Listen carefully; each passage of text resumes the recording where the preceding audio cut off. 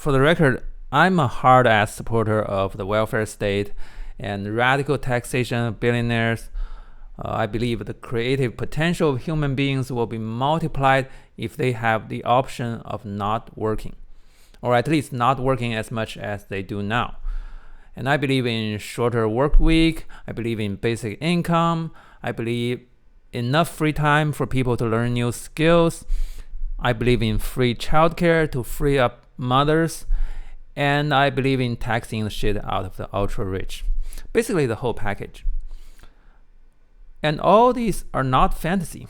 They have been experimented with by plenty of countries and have a pretty good track record. So there are a lot of good leftist ideas I'm happy to advocate for. But communism is not one of them. Okay? That 200-year-old shit is outdated and empirically untestable. Not just untested, but untestable. Because it just makes no sense.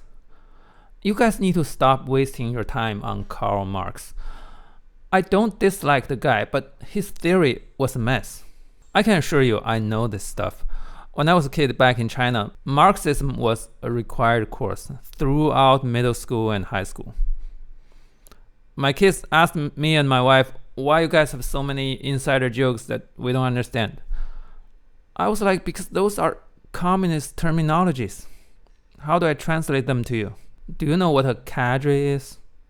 I got good grades in Marxism, but I fucking hated it.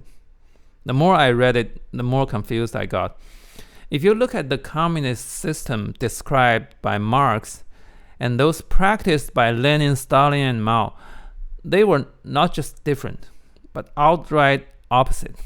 And the teachers would tell us that those great thinkers were all correct. So we had to memorize all those contradictory statements and defend them. Well, if you had to study the Bible as a kid, you probably know what I mean.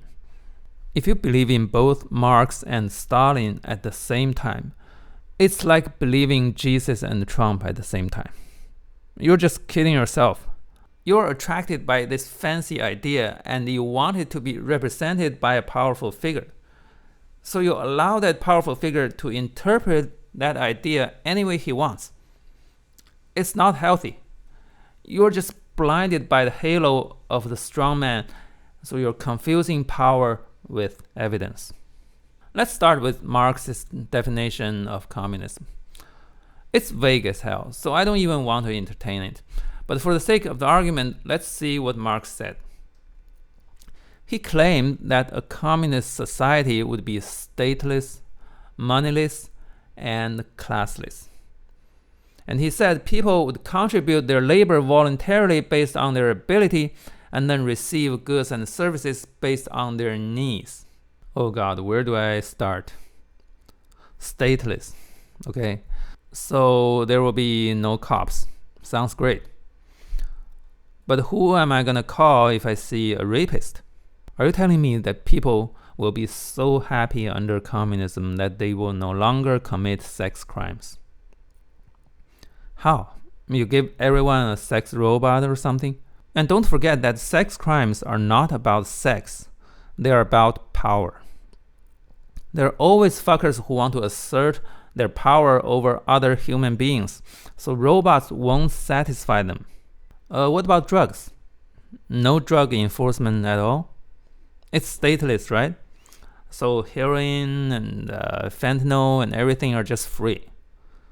The drug dealers just voluntarily work according to their ability, and drug users just take however many kilos according to their needs.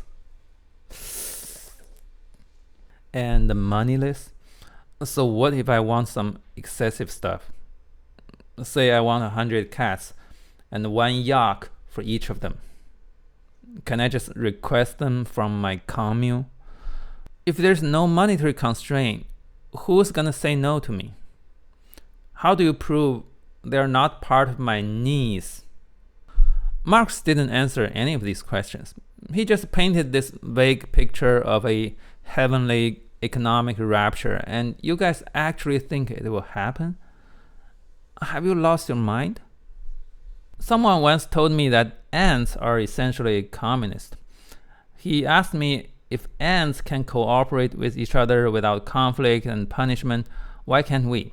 Well, let me tell you this. Ants are communist because all the ants in the same colony are biological sisters. They're all from the same mom. And most importantly, they don't have sex organs, so they don't compete with each other sexually. They don't reproduce. They have no other life purposes than feeding the queen to produce more little sisters. And each of them lives a few months top. The male ants don't live at home, they just fly around to find a queen, and die right after getting laid. How do you compare species like this with humans that have emotions and desires? And even ants are not stateless, okay? If they found more than one queen in their nest, guess what? They kill the extra ones. That's some Game of Thrones shit. So Marx's definition makes no sense. But if you can't bring yourself to part with the bearded old man because he was such a good writer, I understand. He did write beautifully. I won't fight you on that. But if you believe in him, you have to admit that the Leninist, Stalinist, Maoist stuff is full of shit. There were differences even among those fellows as well, but I don't want to get into that. What I can tell you 100% sure is that their versions of communism had nothing to do with Marx. Zero. Were the Soviet and Chinese systems stateless? Hell no. Those were the polar opposite of stateless societies. Their states were as hardcore as one can get. Every aspect of your life was controlled by the state.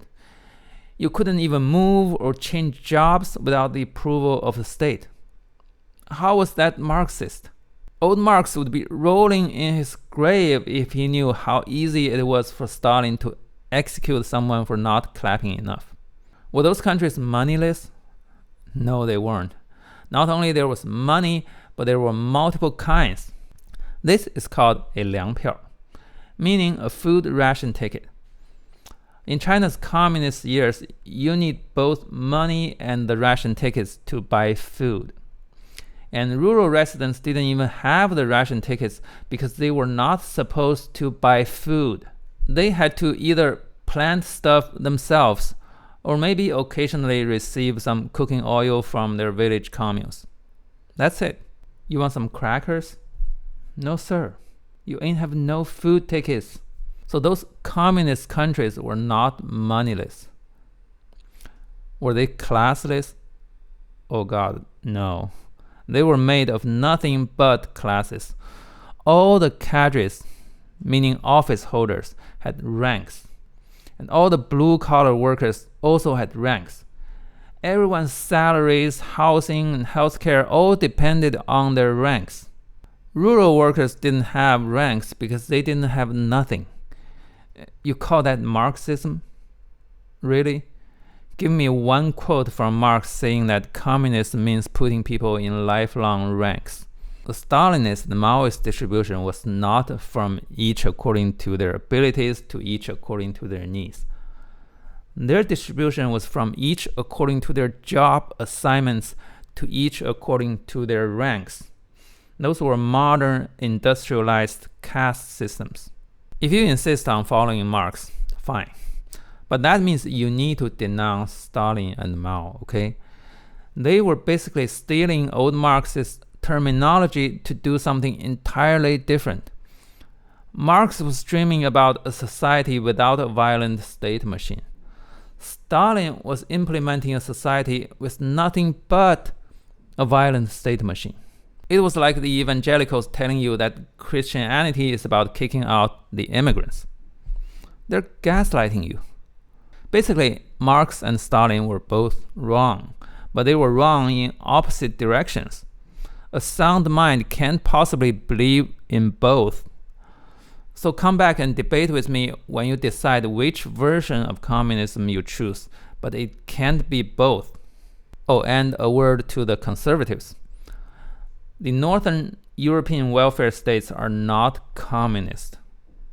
Their economic system is totally justifiable using modern economic theories such as externalities, financial constraints, information asymmetry, deadweight loss from monopoly, all empirically tested theories that are being refined and updated constantly by trained economists and political scientists. Check out this earlier video of mine. Those countries are not communist in any way. They're neither the Marx version nor the Stalin version. They're just math and common sense. So stop equating welfare to communism. Your Donnie is actually more communist than anyone in modern America. He can't wait to build his own gulag to put you suckers in whenever you complain. Whew, that was a satisfying rant, right? Give me a subscribe, will you?